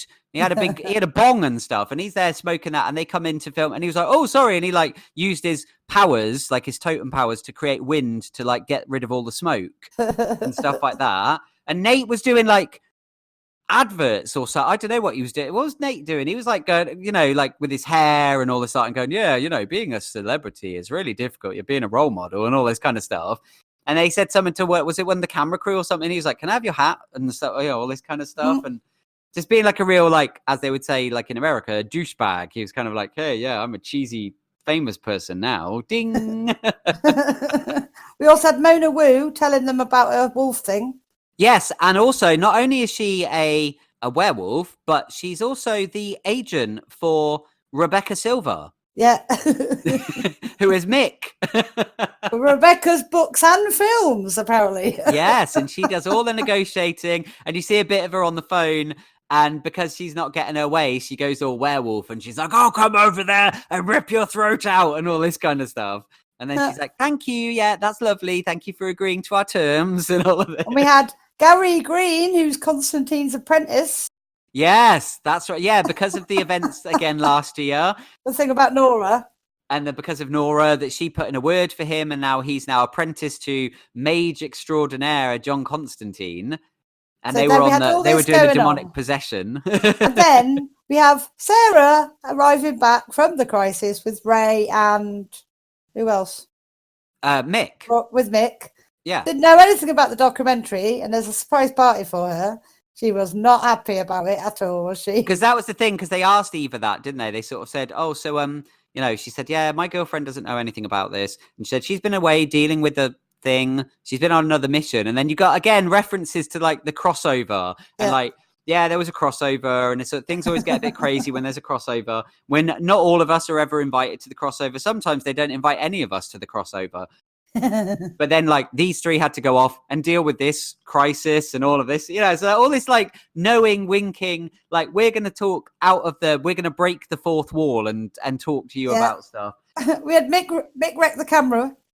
Yeah, because when they came back to the ship, so they said about her not knowing about the documentary. How's she going to feel?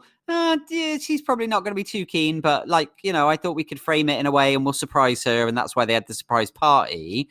But then it was like, oh, this isn't a good idea because of what happened with Oliver. But then they all made the decision of like, let's not talk about it because she's not going to want to be reminded of the fact that she's just lost her best friend. Right. So we'll just avoid it and we'll just carry on as normal. And we'll, you know, because that's probably what she'd want. And she wouldn't want a fuss made and we'll just carry on.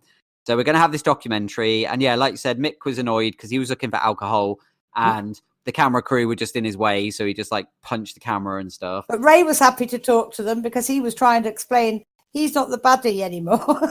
Yeah, and he was on about how people react to him because he was like, last year I was overtaken by a demonic entity, but that wasn't me. And now, unfortunately, people are always looking at me that way. So this will be great for me because I can show people that wasn't me. And then he's like working on all these catchphrases throughout the episode about shrinking, like puns to do with atoms and shrinking and all of this kind of embiggen and, you know, all this kind of thing. Oh, my God. It was so funny. It was hilarious. And then, obviously, then they had a crisis on the hands because Gideon had a virus and there was a time quake.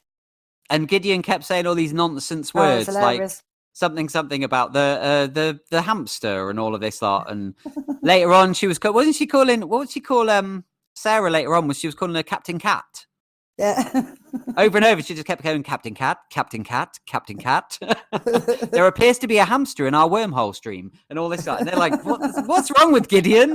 They're like, I don't know. Like something seems to have like short-circuited her. There seems to be some kind of bug in her system. Yeah. But yeah, they got it was an anomaly, wasn't it? Yeah. So it jumped them to Imperial Russia. Yes, and it was to do with Rasputin, the mad monk. Rasputin.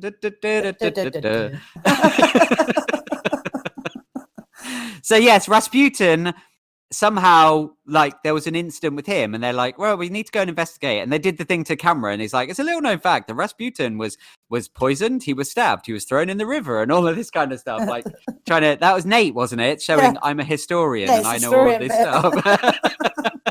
So they go in there and take the camera crew with them. Yeah, and they're like, we're gonna, and they're like, this is amazing. We're gonna get the first color on camera images of Imperial Russia.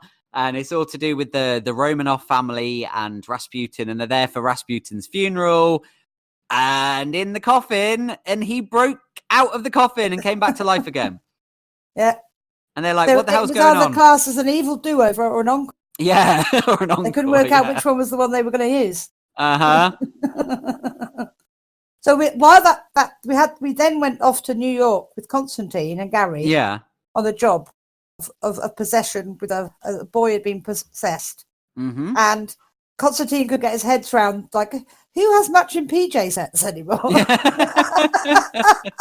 Gary's like, I do.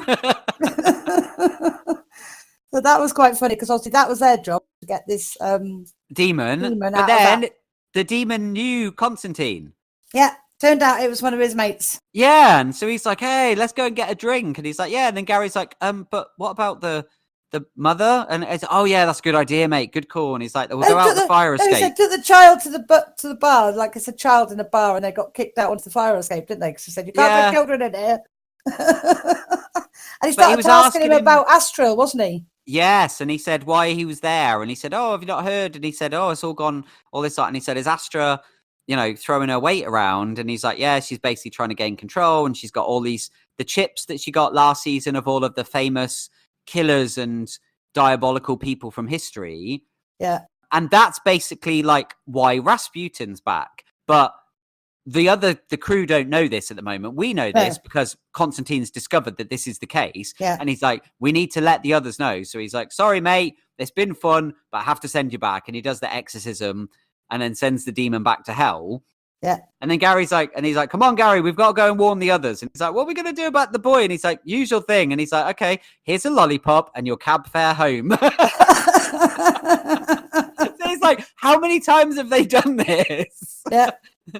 So we had our heroes with Rasputin's base, and there was the sympathy card saga with Ava and B. Mm-hmm. Yeah. Oh yeah. What can we do to we'll do a sympathy card for her. Yeah. And he drew her a picture. Yeah. And he's like, and it was really nice. It was this really cute little cartoon picture. And he said, and she's like, what's this? And he's like, it's you, Oliver, and Laurel. Yeah. And she's like, B, this is so nice and stuff. And he said, I thought about going down the route of a sympathy card, but and she said, oh, I'm glad you didn't. I hate those things. Ava overheard.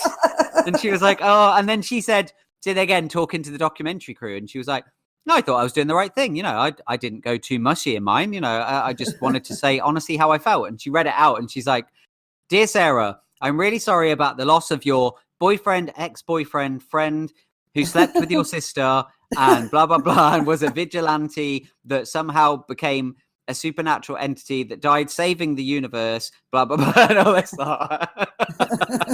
Just as well she didn't give her that one. Yeah.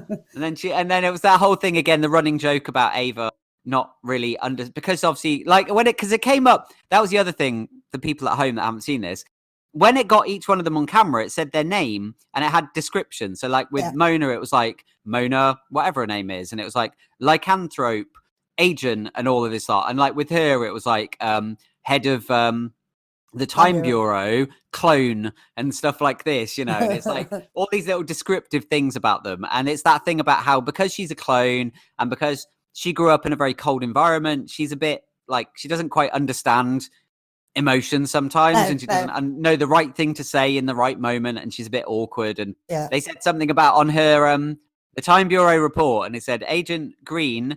It's Green, is it? Is Ava Green? No, Gary's Gary Green. Oh yes, Gary Green. What's her name? Ava. I can't remember now, but it's like Agent whatever. It's like Sharp. Ava Sharp. Agent Sharp is unable to connect with people. She does not seem to understand this, that, and the other. Blah blah blah blah blah. And she's like, that was my report. That was written by me. And she.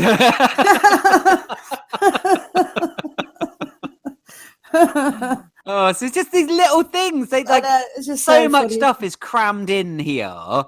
So many and these little moments, like Ray talking about when he was sharing his stories of the Crisis stuff and about meeting Superman, and then he did the pose and he went, he's rather handsome, and it's like, you're referring to the Superman, you're not on about other Superman and all this kind of, it's so funny. But yes, anyway, so back to the story. Back to the story. They worked out Rasputin had revenge on his mind.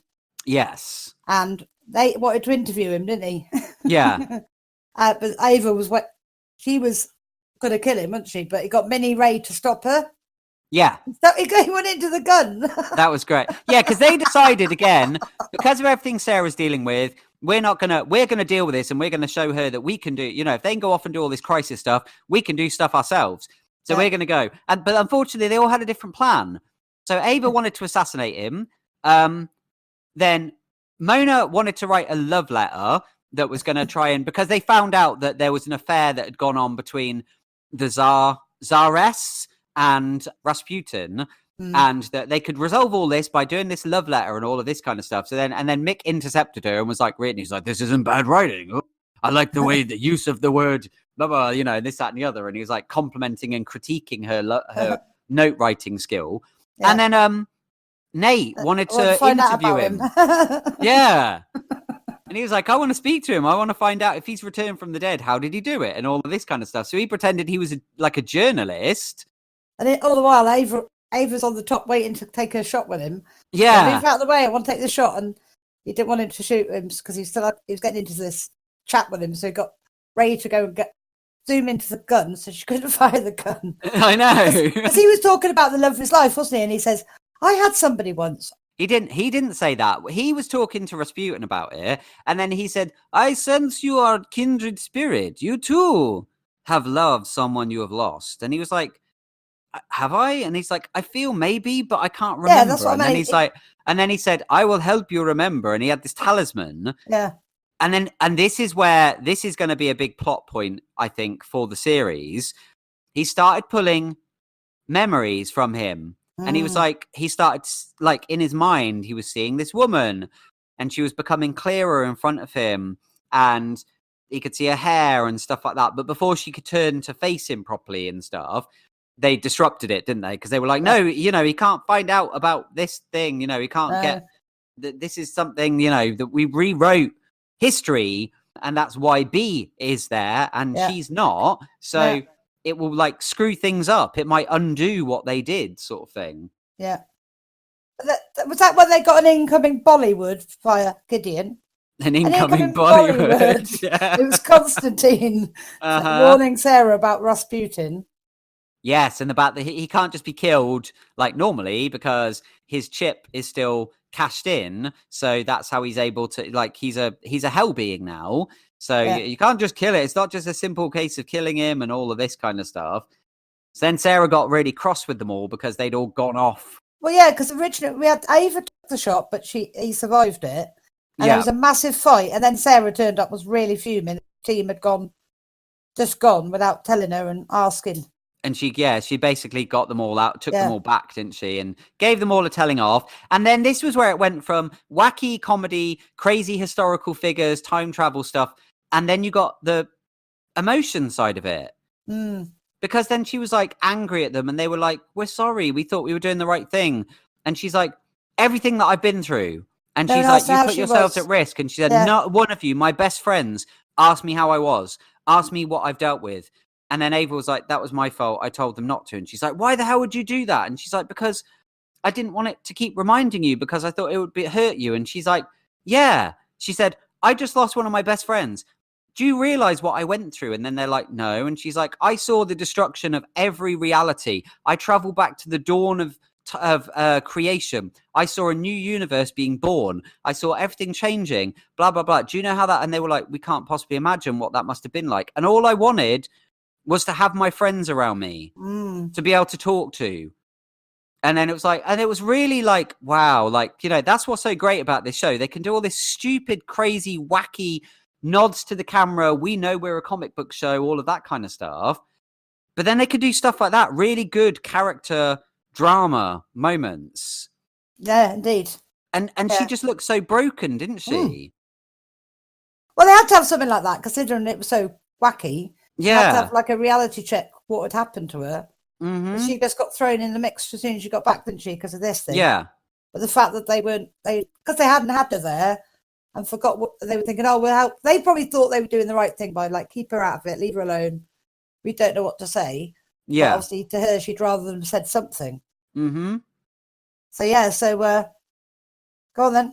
So we had the Rasputin. What happened? The Rasputin took the documentary director, didn't he? Yeah, so then they discovered, unfortunately, they'd left the director behind, and he was like, "Hello, is this on?" And they're like, "Oh my, what's happened?" And she's like, "What have you done?" And they're like, "Oh no, we left behind Kevin or whatever his name is." And she's like, "Oh, I'm gonna have to deal with this myself." And she's like, "Right, I'm taking charge of this mission. We're gonna sort this out. We're gonna, get it all dealt with." And then they discover, obviously, that Rasputin's plan is inviting the Romanovs over for dinner. And he's going to kill them all. So they have to stop it. So then they go undercover. So Sarah is like a maid, like a serving girl. Yeah. And B, who's the only other person she feels. Oh, yeah, because they were going to that's right, because they were going to go off and get stoned and stuff, weren't they? Yeah. Because he was like, "Should I get my stash tin?" And she's like, "That's a great idea," and all this lot. And then that's when they got the message from Constantine, and that was when she was like, "I need to take care." And she was like, "We're going to have to hold off on that celebration, B." And she's like, "We need to deal with something, and you're the only person I can trust because all the rest of these screw ups, And he's like, "Okay, no problem." And it's interesting as well the fact that this guy has only just come into existence, but she seems to have a good relationship with him. Well, yeah, because they, as far as they're aware, he's always been part of the team. Yeah. So you've got this really deep connection there. And so she's like, "You're with me." So he became what is it they were called in the Russian? Is it hussars, the Russian soldiers? Maybe. Something like that. Anyway, but he's like one of them. She's a serving girl. And so they're going to try and deal with it themselves. But then it all went wrong, didn't it? Because he had some kind of magic power. Yeah. Although she stopped them from eating the poisonous cakes. Wasn't that bit... What, did they also get Ava to pretend she was Anastasia coming down? No, this was the other part of the plan. So when the rest of them realized that Sarah and Behrad had gone off on their own to deal with this, they were like, "Oh, we should leave her to deal with it." And she was like, "No, we made that mistake already. We've already made that mistake of leaving her to deal with it, and that was the wrong call. So this time..." It was in cookies or something, wasn't it, the poison? Tea cakes. Tea cakes, that's it. But she was like, "We need to be there for her this time, so we're all going too." So they all went after the fact. And that's when the unexpected second half of the plan came into play, because Sarah stopped them all from eating the tea cakes. She got them out, like, to try and get them out of there. But then Rasputin stopped them. He then created some kind of magic that took control of them all. And then he's like, "Oh, what are you going to do now, serving girl?" And then you had a announcement announcing the Princess Anastasia. And they look up and they're like, "What? She's not supposed to be here." And then she pulled back the veil and it was Ava. And it's like, oh, and she threw a knife or something, which was really cool. And then Sarah looked really pleased to see her, because Sarah didn't know this. This wasn't part of her plan. No. This was them coming to the rescue. So then they all show up, and then you have a big fight then between all his soldiers and all of them. And while they were having the fight, the two of them having a girly chat. Sarah and Ava. Oh. Behind you, punch. "I'm sorry, I didn't blah, blah, blah, this, that, and the other. I'm not good with emotions. Okay, duck, bang." And even when they went in for a smooch, they then got interrupted, and they're like, boom, there were two guys either side of them, weren't there? They kicked them or something. It's so funny. And then they went in for a kiss, and then that's when Ray came running in. Yeah. And then Ray came and he was like, "I'm sorry to interrupt you guys." And he's like, "But we've got a bit of a problem." And that was because he'd possessed Mick, Mona, and Nate. Yeah. And then they decided to fire Ray into him. That was brilliant. Yeah, because Ray got knocked out. So Ray got knocked out and shrunk down to tiny size. So they thought on their feet. And then they were like, unconscious Ray got like shot towards him, and it went in his mouth. And then Ray woke up and he's like, "Where am I? Why does it smell funny in here? What's going on?" And they're like, "Ray, you need to get big right now." And he's asking all these questions. "Ray, stop asking questions. Just grow big," and all this stuff. And he's like, "Okay." And then he was like, and then he said, "Embiggen." And he grew up, and then he's like really happy with himself. And then he realized he was covered in blood and guts because he'd exploded Rasputin. And they shouted to the director, "Did you get the shot, Kevin?" And he was all covered in blood. And he's like, yeah, I got it. Thanks. They collected him up in many jars. They said, "We need to keep him. We can't leave him around because he's dangerous of every form. He has to be separated." And you had like an eyeball in one, and like utility jar. So it was a jam jar, a pickle jar. Yeah. Anything you've got jars of, they used, didn't they? They said we used all the things from the cupboard to put bits of Rasputin in.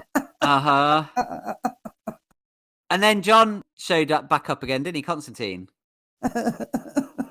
So Constantine shows. Before that, it ended. It said the show was a success, and he wanted to make a series. And they wanted to have a question and answer with Meet the Legends. And they wanted them to go out and talk to the crowd about the show they just watched. And they started telling them, "Oh, it's not real. Yeah, that didn't really happen. We just made it all up." Yeah, because he got really arsey with them, didn't he, the director? And he was basically like, "This is a hit, and now you belong to me, and I'm gonna carry on doing." And they're like, "No, this was supposed to be a one-off thing." So they decided to derail it all. So he's like, "Just be the best versions of yourselves and come out for this Q&A." Yeah. And then they're all going, "Of course, it was all special effects, And then again, them making fun of themselves of the actual Legends of Tomorrow show, because they're going, storylines that don't always make sense, that are probably quite hard for people at home to follow sometimes. Exactly. Inconsistencies in the storytelling and real jumps of logic that you just have to go with because it's just silly fun.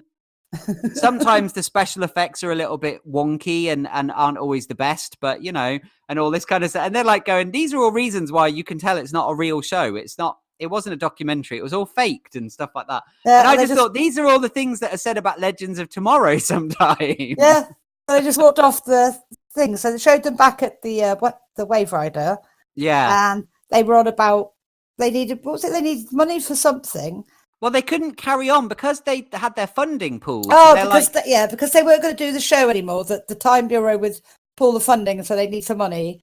And Mick came up with a solution. And they said, "Yeah, luckily we have a Mick Rory," and she's like, "Mick, hand it over," and he's like, "Ugh." And he pulled out this thing from his pocket and handed it, and they're like, "Is this a Fabergé egg? Like, how much is that worth?" Probably about, was it like $50 million or something? And she dropped it, and then luckily Sarah caught it, and she's like, "Oh, I'm really sorry." So it's like, yeah, we don't need to worry about funding anytime soon. And then Constantine popped in. Yeah, he comes rushing in, and she's like, "John, you're back. Nice to see you." And he's like, "No time, love." And he went into the room with all the jars, looked through them all, grabbed one, opened it. They're like, "John, what's going on?" Blah, blah, blah. And he just necked it. And they're like, "John, you don't want to do it." And he drank a jar of Rasputin's blood. Yeah. They said he had to do an exorcism of souls, and he was going back to hell. So he made a circle, and he went in the middle of it, and he said, "I need to take care of this. I need to work out what's actually going on and what we're up against." And he's like, what did he say? "I'll return once the sigil is complete," or something. Yeah. Yeah. And then he sort of did his like omine, like chanting Latin or whatever it is. The circle set up like blue fire, and then he was gone. Yep. Then we had Mick and Mona, and he was going to hand his Rebecca novel writing to her because after that letter she wrote, said that she'd be better doing it than him.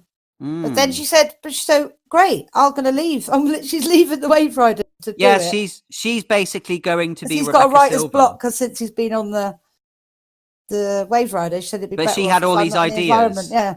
And she's like, that would be even better because if I'm out in the world, I can get real life inspiration, and that can help me write better stories and all of this stuff. So so that's it then. So Mona's gone. So Mona's not. But he was her favourite, apparently. Oh yeah, she gave him a hug and stuff, and he sort of stood there and he's like, "Because you're my favourite." And then the final bit, we got picking up on the fact that Gideon had a bug. Yes. And the reason Gideon had a bug in her system was something to do with overlapping timelines. Yeah. And it was to do with what they did at Hayworld last year. Yeah. That something had happened and there's a corruption in my system and they're filtering through it. They're trying to work out what's going on. And so Nate's trying to get to the bottom of all of this. And he's watching through all this footage. And it's them at the end celebrating. And they're giving Berard a hug. And they're going, "Yay, we did it." But then he starts glitching. And he glitches and he becomes Zari. Yeah. And it's like, what? And then at the same time that happens, all the power goes off and then this projection appears. Yeah, so like a hologram. Yeah, and it's Zari. And she's like, "Nate, I'm sending this message to you that I've previously recorded. If you're reading this, it means that we rewrote things and changed history, and as a result, I'm no longer part of the team. You probably don't even know who I am or where I am. And she's like, but you have to find me. Find me, Nate. It was almost like the help me, Obi-Wan Kenobi. You're my only hope. Yeah. Like, find me, Nate. You're my only hope or something. And it's like, oh, man. I know. I thought, oh, yeah, but because I like want to get to know this new guy. Yeah, so what's that going to mean? Is he going to like get taken away again? Or is this because they're going to find Zari, but it's like she's not going to know who any of them are because the reality was changed for her and she never met them, you know? So they can have her with him. Yeah, so they can have both of them, yeah. And maybe that's going to be the longevity of the series. Yeah. To see finding her at the end of it at some point. Yeah. Or throughout the series. But yeah, it was hilarious. Mm. It was just so funny. It was brilliant. It's just, like I said, so much bonkers, off-the-wall comedy and so much real comic booky, you know, just wacky, out there, over-the-top stuff, but done with a nod and a wink.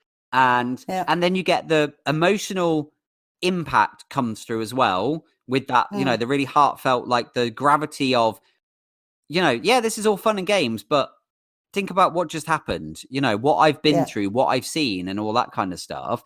And then it gets back to and here's the overarching story. So we're still following up this thing with historical figures being released from hell and that threat, but then also the thing to do with Zari and how they changed history and all of that thing. But also, what does it mean? Like, are we going to get, I assume we're going to get some new members on the team now. Because that's the thing with Legends, what's always been really good is they have a kind of rotating roster, don't they?